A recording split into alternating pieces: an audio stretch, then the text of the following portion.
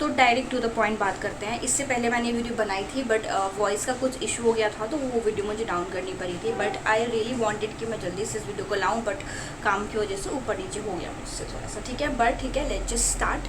तो इस वीडियो में हम बात करेंगे कैसे 2024 का मैंने आरआरबी पीओ का प्रीलिम्स क्लियर किया था और कौन कौन से स्टेप्स मैंने फॉलो करे थे। मैंने बहुत ही क्रिस्प एंड प्रिसाइज चीज़ें रखी हैं आपके लिए, ताकि आपको ज़्यादा कुछ इधर उधर ढूंढने की ज़रूरत ना पड़े और एक ही जगह पे आपको सब कुछ ईजिली अवेलेबल हो जाए और ज़्यादा आपको परेशानी ना हो।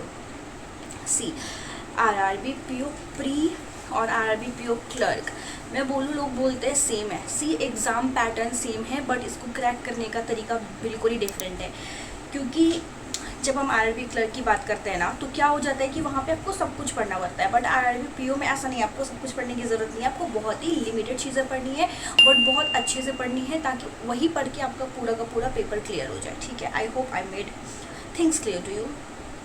और मुझे ये भी पता है कि अगर आपने इस वीडियो पे क्लिक किया होगा तो आपको पता होगा कि पेपर में कैसे कैसे आता है। प्रीवियस ईयर ही हमारा जो पैटर्न है वो चेंज हुआ था, ठीक है। वो सारी चीज़ें आप देख लेना अपने एंड पे। बट या बिफोर मूविंग फॉरवर्ड मैं आपको बता देना चाहती हूँ कि अभी टेस्ट जोन पे ना ऑफर चल रहा है 25% ऑफ का, and these are the credentials. जहाँ से आप देख सकते हो जो मिनिमम प्राइसेस इनके हैं ना, उनसे उन्होंने अभी 25% ऑफ कर दिया है, तो डू चेक इट आउट, ठीक है। तो लेट्स जस्ट मूव फर्दर। सबसे पहले अगर आपके मन में है कि मुझे आरआरबी पीओ का प्री निकालना है, तो आपको एक चीज़ बहुत ही मन में स्ट्रांगली बिठानी पड़ेगी कि आपको स्पीड में कोई भी कॉम्प्रोमाइज़ नहीं करना है। स्पीड आपकी बोलते हैं बहुत तेज़ होनी चाहिए, क्योंकि ये जो एग्ज़ाम है वो आपका बेस सेट करेगा। और हमारे लिए एक चीज़ बहुत अच्छी है कि अभी जस्ट हमने एसबीआई क्लर्क का मेंस दिया है, जिन्होंने भी दिया है, इन जनरल बोल रही हूँ मैं, क्योंकि जो उसका पैटर्न है और इसका पैटर्न है दोनों ही बहुत ही सेम है, ठीक है। तो डिफरेंट क्या करना है हमें ये पेपर निकालने के लिए, ये अ लॉट ऑफ प्रैक्टिस। आपको इस दोनों में से कोई एक सब्जेक्ट अपना इतना स्ट्रॉन्ग करना है कि उतने देर में जो हमें टाइम मिलता है रीजनिंग को सॉल्व करने के लिए, उतने देर में आपसे maximum two maximum question solve होने चाहिए। आपका रीजनिंग बहुत स्ट्रॉन्ग होना चाहिए, ठीक है। इसके लिए पहले हम क्या करेंगे, पहले हम रीजनिंग की बात करेंगे, फिर हम मैथ्स की बात करेंगे। क्योंकि मैथ्स मेरा उतना स्ट्रॉन्ग है नहीं, तो मैं ज़्यादा फैच नहीं करती उसमें, बट ठीक है। और समहाउ मैंने मैनेज किया था उसको क्लियर करने का, क्योंकि मैंने कुछ प्रिकॉशंस रखे थे मेरे मन में, ठीक है। तो रीजनिंग के लिए क्या आपको डिफरेंट करना है, आपको पता होना चाहिए कि जितने भी टाइप के पजल्स हैं, ये जो पजल्स हैं हमारे यहाँ पे, आपको पता होना चाहिए कि आप सबसे ज़्यादा तेज़ी से क्या सॉल्व कर सकते हो। जैसे मुझे पता है कि मुझे आप कोई भी पजल दे दो, मैं बहुत ही जल्दी सॉल्व कर सकती हूँ, क्योंकि मैंने उतने, अभी देखो आपके पास 2 मंथ है नोटिफिकेशन में, एग्ज़ाम में, जुलाई में पेपर है ना आपके पास ईजिली उतना टाइम है। नोटिफिकेशन आने में 2 मंथ है, उसके बाद फिर पेपर होने में तो टाइम लगेगा। तो आप देखो आपके पास टाइम है, आप अपने वीक एरियाज पे काम कर सकते हो। अगर आपसे फ्लैट फ्लोर नहीं बनता है तो आप उसके अभी से ही 5-5 क्वेश्चन रोज सॉल्व करना शुरू करो। सबसे इंपॉर्टेंट है, बताती हूँ आपको, फ्लैट फ्लोर आएगा, अनसर्टेन आएगी, ये दोनों चीज़ आपका वीक है, उसको स्ट्रॉन्ग करो। बॉक्स वाले पजल जो है बहुत ईजिली आते हैं, उस पर देखो मिनिमम पॉसिबिलिटी की बहुत बड़ी फ़ैन नहीं हूँ मैं, ये नहीं बोलती कि वो काम नहीं करता, वो काम करता है, बट आपको पता होना चाहिए कि उस मिनिमम पॉसिबिलिटी को कहाँ लगाना है और कब लगाना है और कब वो काम करेगा। आरआरबी एग्ज़ाम में प्लीज़ आप इस भ्रम में मत रहो कि आप उस चीज़ को अप्लाई करोगे और आपका टाइम बचेगा, नहीं, आपका टाइम वेस्ट ही होना है। तो please I will suggest you कि मिनिमम पॉसिबिलिटी के पीछे मत जाना, पॉसिबिलिटीज़ लेके बनाओ, मैं आपको ये बोल रही हूँ। तब आपका पेपर, आपको वहाँ पे प्रेशर नहीं फील होगा, जो प्रेशर फील होता है, ठीक है। बॉक्स बेस पकड़ ली मैंने, पैरेलल बहुत अच्छे से सॉल्व करना चाहिए को, पैरेलल पजल बहुत आती है वहाँ पे, ठीक है। और एक अंकुश लांबा सर बोलते हैं नेवर स्किप वाला पजल, आप समझ के ना, उसमें 3 से 4 ऐसे दिया होता है, मान लो सिटीज़ दे दिया जाएगा, उसमें 8 to 9 लोग होंगे जहाँ पे उनको आपको बिठाना होगा, ठीक है। वैसे वाले पजल्स आप सीख लो बनाना अच्छे से। उसके बाद जितने भी लीनियर वाले पजल्स आते हैं कि लीनियर वाले कैसे सॉल्व करने हैं, ठीक है, वो भी आप बनाओ। आपको पता होना चाहिए कि आपसे क्या नहीं बनता और आपसे क्या बनता है। उसके लिए आप क्या कर सकते हो, बहुत सारे huge number of question solve करो, जहाँ भी क्वेश्चन दिखे बस सॉल्व करो। आप ये नहीं कर सकते मुझे ये सॉल्व करना है, वो सॉल्व करना है, इधर का कर लूँ उधर कर लूँ, नहीं, you have to solve everything, you have to go in and out. ये ऐसा पेपर है क्योंकि इसमें सब कुछ स्पीड का ही गेम है, ठीक है। ये करने के बाद बारी आती है मिसलेनियस की, ठीक है।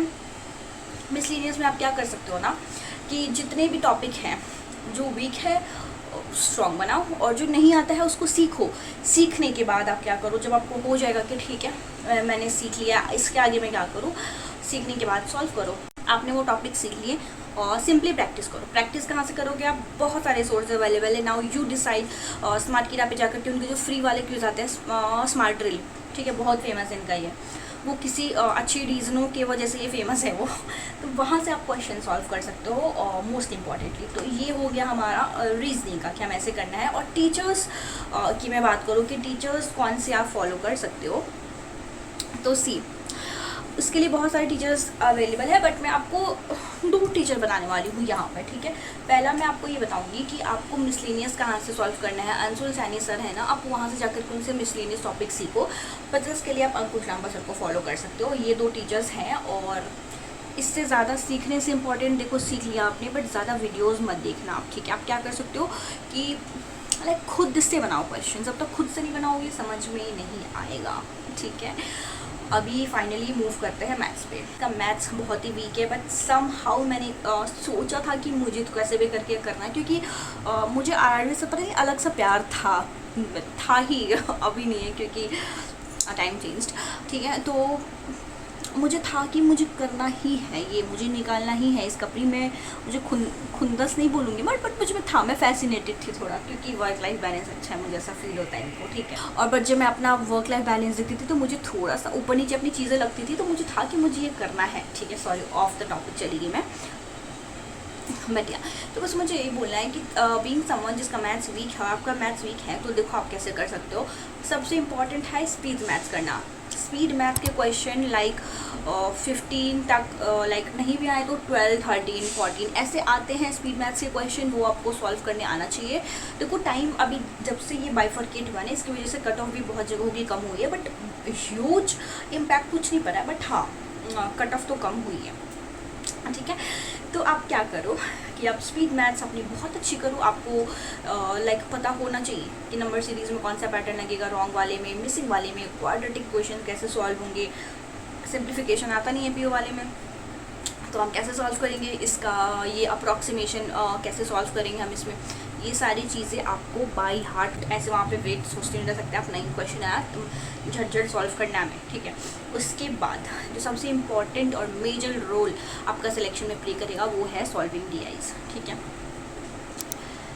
लाइक मैं सही बता रही हूँ, अगर मेरा एग्ज़ाम निकला है लाइक मैथ्स की वजह से अगर मैं बोलूँगी तो ऐसा नहीं है, मैंने रीजनिंग बहुत अच्छा है मेरा, बट ऐसा तो नहीं है ना कि आप मैथ्स को इग्नोर कर सकते हो। तो मैंने क्या किया था, मैंने DI बहुत ज़्यादा सॉल्व करी थी, बहुत मतलब बहुत, क्योंकि मुझे डर था कि अगर मेरा पेपर रुकेगा तो बस मैथ्स की वजह से ही रुक सकता है, नहीं तो और किसी में इतना हिम्मत है नहीं कि मेरा प्री रोक दे सॉरी।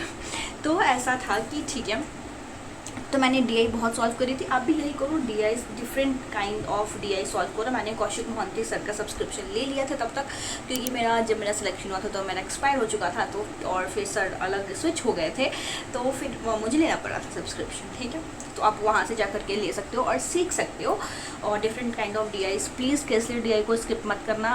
हो सकता है कि आपका सिलेक्शन केसलेट DI की वजह से ना हो रहा हो, हार्ड है बट यही सच है, ठीक है, कि हो सकता है कि आपका उसकी वजह से सिलेक्शन ना हो रहा हो, तो प्लीज़ इस बार वो गलतियाँ मत करना।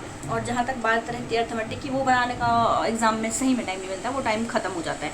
अगर आपने इतना पेपर दिया होगा तो आपको रियलाइज़ होगा, लेकिन फिर भी अगर आपको है कि मुझे ठीक है अर्थमेटिक भी करना है, बट मैंने बस इतना किया था, मैंने अर्थमेटिक सॉल्व नहीं किया था क्योंकि मुझे टाइम नहीं मिला था, ठीक है।